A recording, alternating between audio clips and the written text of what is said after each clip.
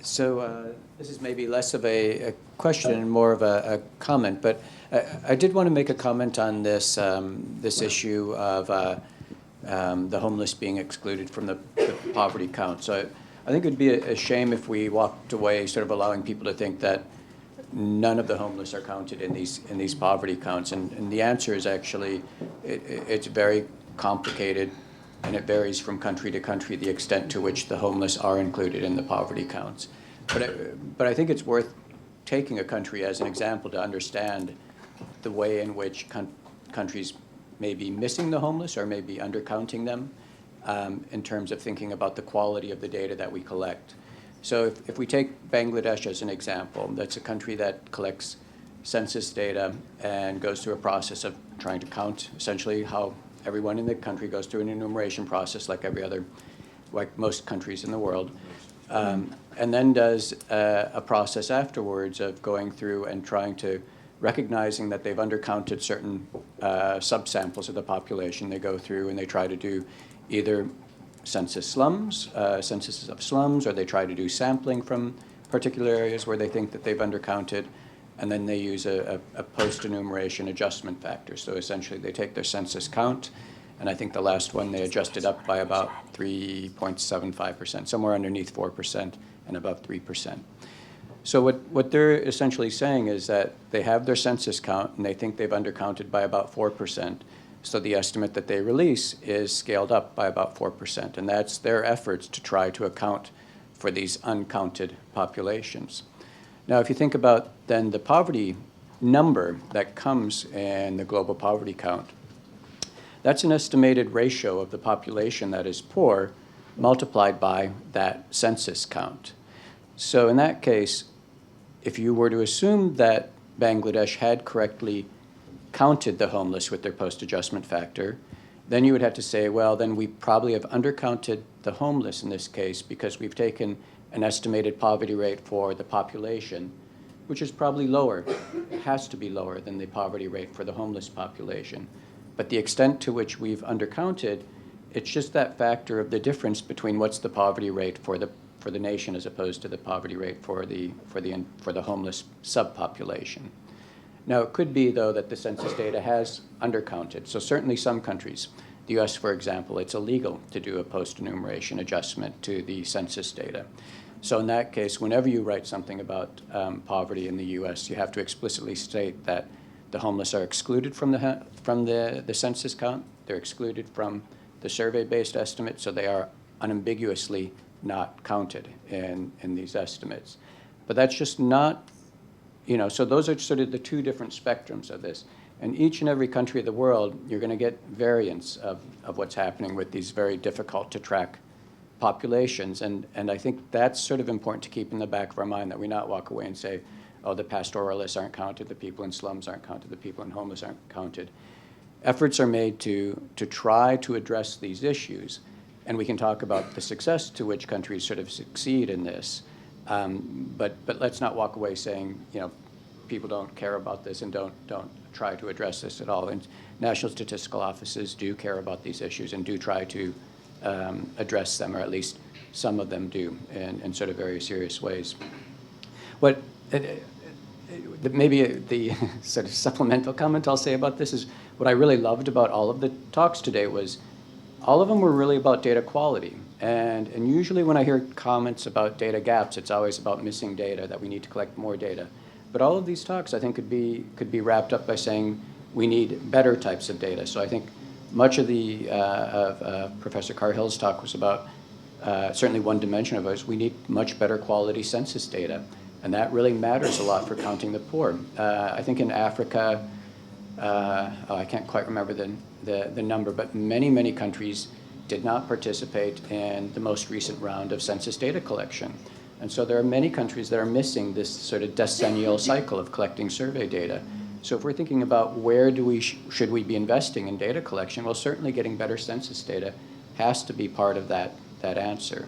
This issue of sort of the non-comparability of the household surveys, that's a really important issue about thinking about how do we measure changes in poverty over time. And in fact, what's the right balance between comparability across countries in terms of household survey instruments, as opposed to survey instruments that are designed specifically for the needs of that particular country, I think is a really difficult but important sort of quality issue. And so when we talk about sort of data gaps, I think it's really important to sort of understand that poverty estimates, as with most policy estimates, aren't coming from a single data source. It's really this interconnection of an architecture of data that feeds into producing credible estimates. So that's census data, it's household survey data, it's oftentimes CPI data, and many other types, and it's oftentimes vital registration statistics that are really critical. And oftentimes our estimates are only as good as that sort of weakest data link. Thanks. Yeah. Thank you for that very relevant interjection.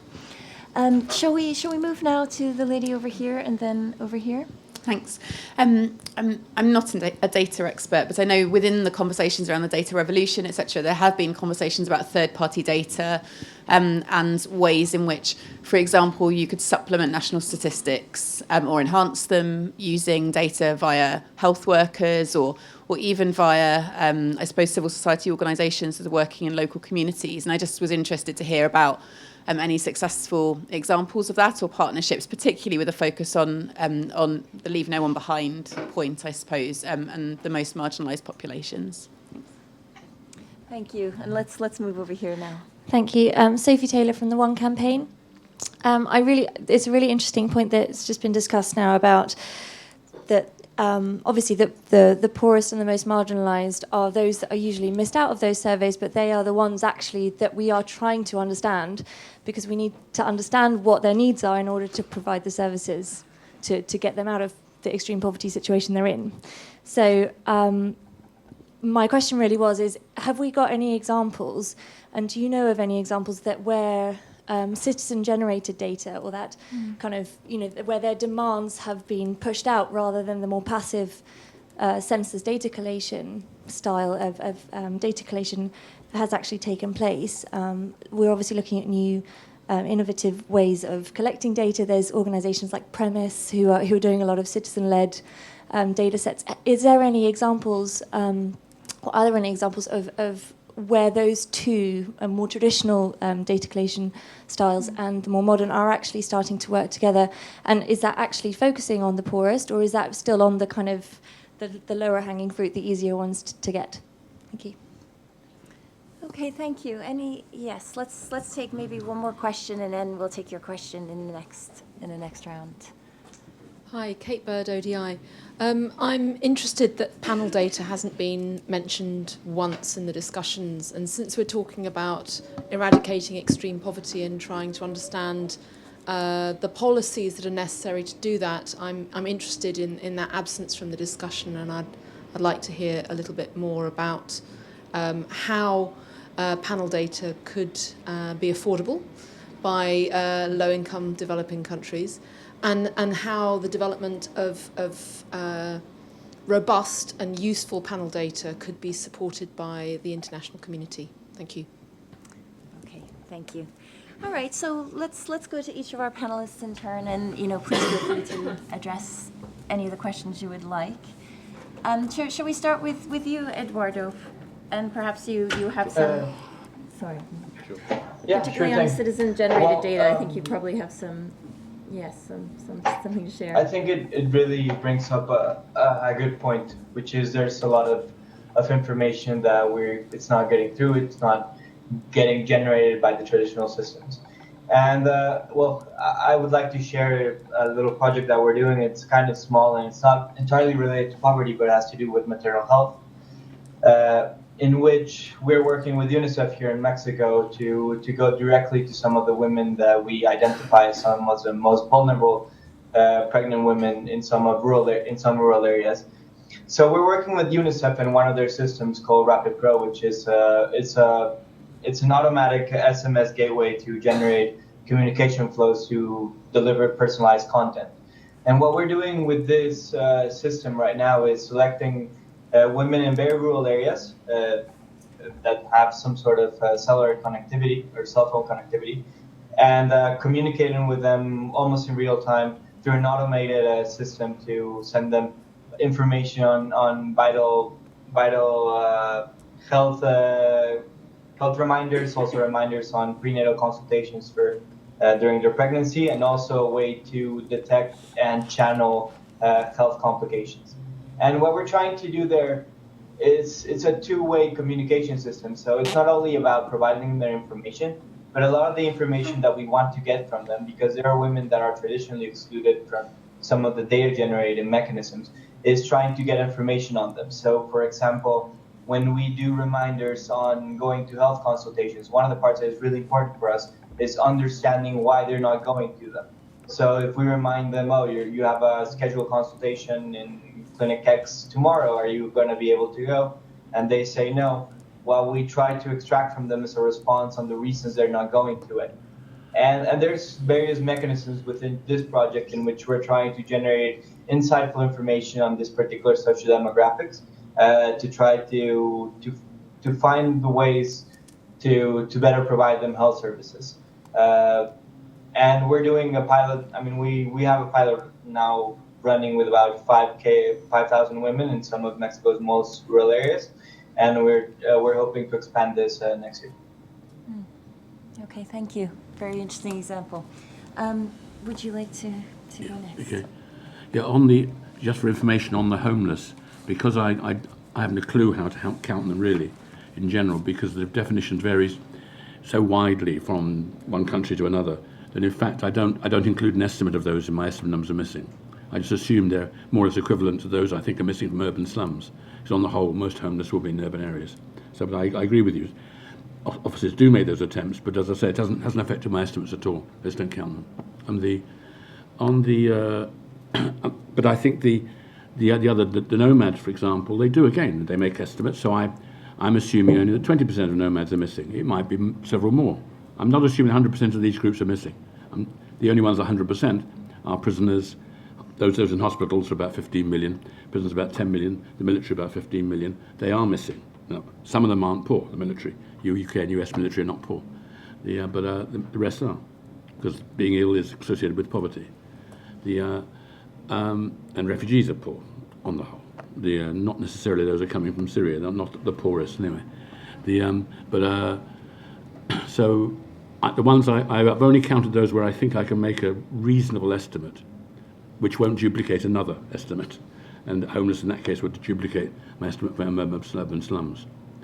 I've forgotten to be on the. I'm afraid I don't really know. I know of those proposals, but the only citizen assessments. There are citizen assessments by NGOs, but not really of counting poor people. The only ones I know really are more associated with what you're talking about are the citizen assessments of poor quality of education. I know it sounds bizarre, but they're done with very large scale surveys, much larger than DHS or something like that.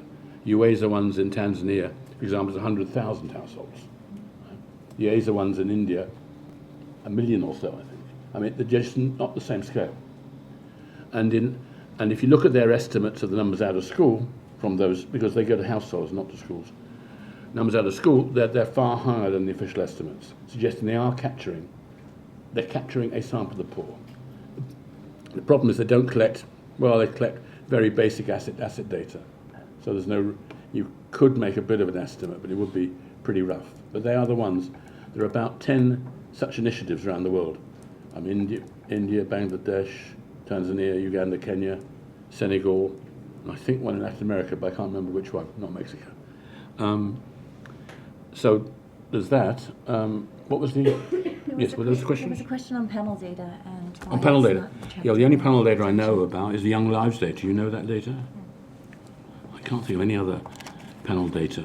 That's not specifically oriented to the poor, but it is, of course, does include the poor.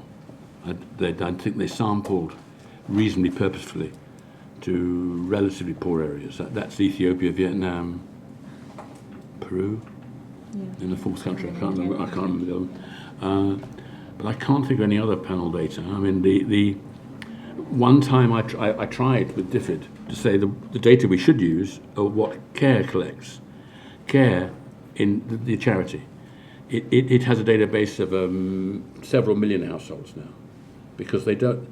what they do is that they send whoever gives them money, they get a picture of a kid, and that's what it's done. But to get that picture of a kid, they actually do a complete survey of the village where the kid is, and any money they raise from the donor, the volunteer, goes to the village, and they've collected a database of several million. And I've tried, but I'm just not very. I'm in New York and they're in London, but I mean plan, not care. I mean plan. They have this huge database, which includes, and they follow up those kids. So that is exploitable in principle. But I don't know anyone who's done it, including Plan themselves. Okay, thank you. Amina, did you want to jump in on any of these questions? Thank you. So the first question I would like to discuss was the representative from one campaign about the citizen-generated data. The only thing I'd say to that is, at least in the Pakistan context, or generally in lower-income countries, the emphasis needs to be both on the data as well as on the citizen. If citizens really are, the people in the country are really considered citizens and they actually acknowledge themselves as citizens, then the data that they produce is going to be rich. But they need to have a stake in their own country and actually feel like they're a part of it. It reminds me of a paper written by Chambers where he talks about who counts, and he says it in two ways. He says who counts, as in literally who is going and counting, and then who counts in terms of who matters. So in the context of what you mentioned, we're really trying to help the ultra-poor and people who are not being counted, but then they are not feeling like they're citizens. They don't have a stake in the country, but it's also they're not being treated very nicely either. So it's a symbiotic and very challenging and complicated relationship, which is why there isn't much on it related to poverty. There's certain other governance-related data you might find from citizens, citizen information, feedback, surveys, etc., on public service delivery, education, and health. But then again, you'll have local government officials having local meetings with their constituency and understanding, okay, fine, that is an ultimate measure of accountability and governance, and then it goes back into the loop of politics and citizenship as well. On the point about panel data, so when we were looking at panel data on Pakistan, because we wanted to focus also at changes in poverty dynamics and movements into and out of poverty, there are some data sets. IFPRI worked on these between the mid-'80s and early '90s, and then several researchers, Balk and McCulloch, worked on Pakistan and sort of looked at what was happening. And they would always, methodologically and based on the data, find that the poverty rates would be much higher through panel data as opposed to, for instance, taking stock at any time based on the household surveys. And interestingly enough, between 2001 and 2010, there were 3 rounds of the survey on panel data in rural and urban areas that were conducted by the Pakistan Institute of Development Economics. So that point about funding and financing and what we can do. So we do have, World Bank and IFPRI, at least in the Pakistan context, who've financed these panel surveys. But then until the National Statistical Office actually sees merit in collecting this data over time and not consistently changing. But they need to be able to do several different things at the same time and sort of not rely only on donor funding for these kind of initiatives. Okay, thank you. I think we had a question over here. Can we?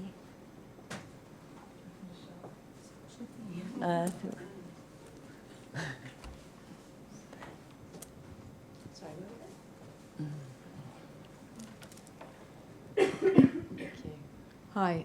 Oh, is it on? Yes. Charlie Hay from AfriKids. I'm interested in quality and consistency of data, particularly when it comes to qualitative data. Just thinking of, I'll caveat by saying I'm not a statistician or economics expert by any means, but just as a practical example from an organisation that I work with in Ghana, we've introduced multidimensional poverty indicators recently, and just looking at some of the questions and answers that we're getting, there's a lot of room for interpretation. So as a practical example, one of the questions that we've asked women that we support through microfinance is, can you access family planning services? And that's been both asked and answered. differently it can be interpreted as I can physically access those services, they're in my community, to my husband doesn't allow me to. So I just wonder whether the panel has any insights on how whether you've had any experience of that, and how big a risk that might be to the reliability of data on a larger scale, and any advice on how to manage it. Okay, thank you. Do we have any other questions? We'll take, yes, let's take your question. Hi, I think Amina was kind of touching on what I was wondering. I mean, like, are those that are not very, like, uncountable, I mean, is there any effort to give them any kind of services either through the government or through NGOs currently? And would counting them make a difference, huge difference in providing services to them, especially if they're homeless or they're nomadic? Okay, thank you. Okay, well, why don't we go back to our panel, and if anybody would like to address these questions and make any final remarks. Yeah, on the first one, the access to services. I recently, for UNICEF, ECD services for young kids. We know a lot about how much is provided. We haven't got a clue who gets it. And I think I've run the first set of surveys in Kenya, Tanzania, and Zambia, household surveys on who gets, not family planning, but who gets, yes, including family planning, who gets ECD services. And the picture you get from that is just very different from what the administrative data tells you, for obvious reasons. We're just not asking people themselves, parents and caregivers, not asking them what their kids get. We just know what the services deliver. It's a real problem. So it's, I don't think there'd been any other survey like it, or consistently. So what was the other question? Sorry, was The access to services. Well, the same sort of thing, is it? Yeah. Same thing, okay. Yeah. And just one comment for you. Yeah. Directly to the lady at Pakistan. There was a very similar debates about the quality of educational statistics in Pakistan. Very similar. of the McKinsey, which is a big consulting company, versus researchers. Very similar politics. Okay, Amina, would you like to? Well, thank you for that comment. I'll also look into the education stats and the politics around that. Yeah. Perhaps there's an interesting story there to be written about as well. So the question about qualitative data, I think with that in Pakistan's context, when we were doing the research for this as well, in 2001 and 2004, they did a study, Pakistan's participatory poverty assessment, and it's called Between Hope and Despair. And using the methodology that participatory poverty assessments entail, they looked at the different narratives that people themselves lay out there in terms of how they understand and interpret poverty. But then it was a one-off study, and it's an interesting report. They've done it in the 4 provinces. They've done it in a national report. And when you look, it's very nice interpretations of what, how difficult exactly it is to understand that, poverty in rural areas is not just about the money or not, but it's also about the social recognition and status, whether you're, an ethnic minority, you're from a low caste, and you could be in that cycle of poverty forever.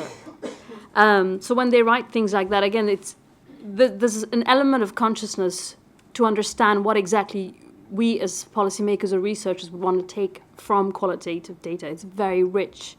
To be able to triangulate that with quantitative, many countries have done that. Even in Bangladesh, they've looked at triangulating and sort of seeing exactly if these match, if what the data is showing for reliability and what qualitative interpretations are showing in terms of validity, how better and more rich our understanding of poverty can improve, and then devise the kind of policies to reduce it and ultimately eradicate it. Definitely that's the way forward. But again, these one-off exercises are very difficult if they don't follow through. And then ultimately, for people you go through and you ask them questions about how difficult it is if they want to explain to you that, for instance, how the floods in Pakistan destroyed livelihoods and they're homeless now, they've had to move to cities and they're living in slums. The life is really tough for them. But then, because they don't really understand sometimes that, okay, you're a surveyor, the only thing you can do is you're responsible for the information you collect. but they're hoping for more. They're hoping that, are you going to, you know, are you a representative from the government, or why are you asking these questions? Do we get anything in return? If not, I mean, you know, it's a mismatch between what you mentioned earlier about persistence as well. You know, surveyors can go out there, but maybe they want something. They definitely want something more from the government. And, I mean, it has to be multiple processes going on at the same time. I forgot the point exactly about the public access to service delivery, because you mentioned that I had touched upon something and... Well, just, like, I mean, even being able to count those that are uncountable, like, would that change how they receive, like, would they receive services after that, or, you know, especially if they're homeless or if they're nomadic, like, what would be the purpose of counting them if they, would it be to receive services or just to get a better number, or? It's a wide variety of reasons. I think both are important, right? We would need to know in terms of policy as well as research where they are, what are they doing, and even if they're homeless, at least they're on paper somewhere. And at some point in time, if they need to be recognized, so for example, in Pakistan, when we were doing one study recently on country priorities and data development, the head of the NSO was telling us how, because now everyone is registered in the national database called NADRA. Everyone has a citizen identity card, and, you know, with fingerprints, and you can't fudge the data. If homeless people have access to that citizen card, that's the only way they're going to get access to income transfers if there are any floods, earthquakes, you know, displacement through conflicts. So then that homeless person now has a valid citizen identity card, and if he has identity, he's on paper, he will get some kind of service or justice. What's tricky is the data that will be set up on a baseline, then the monitoring, evaluation, and impact of those particular programs. That in itself is a different, it definitely helps though. Okay, thank you. Eduardo, would you like to jump in at this point? Well, I think that only for the first question, I'm not.